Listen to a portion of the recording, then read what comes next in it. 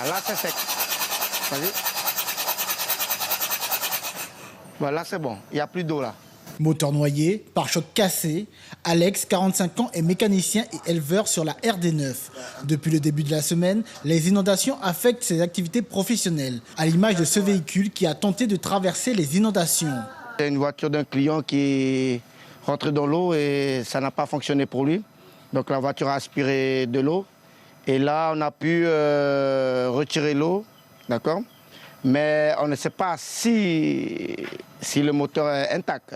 Conséquence des fortes pluies et des inondations qui impactent tout l'ouest du territoire. Moins de clients par rapport habituellement, mais là, plus de clients au niveau des moteurs qui sont en panne comme ça, quoi. Sa deuxième activité, l'élevage, qui représente 40% de ses revenus, tourne aussi au ralenti depuis une semaine. L'eau a envahi les pistes, l'accès est impraticable.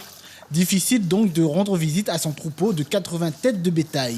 La bergerie sont hors de l'eau, mais c'est pour y aller, pour y accéder sur les terrains, c'est ça le problème. Avant, il y avait les rizières qui sont derrière. Hein, depuis qu'il y a eu cette cessation d'activité rizicole, donc les grands canaux ne sont pas entretenus, et d'où la crique Jacques, toute ces marécages est bloqué, quoi. Donc l'eau part, mais très lentement, voilà.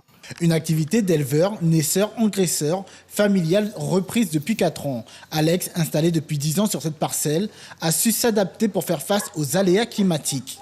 Là, c'est le dernier bergerie que j'ai fait, d'accord, pour les bêtes. Comme on est dans une zone inondable, donc j'ai fait une bergerie sur pilotis. Les inondations baissent ses réapprovisionnements en foin et en pièces mécaniques. Je ne perds pas d'argent, mais je perds au moins 3 heures de temps.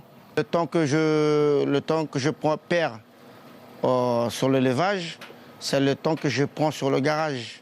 Avec ces deux activités, Alex arrive financièrement à s'en sortir. Mais sa principale crainte reste les intempéries, d'autant plus qu'en une décennie, c'est la première fois qu'il voit l'eau monter aussi haut.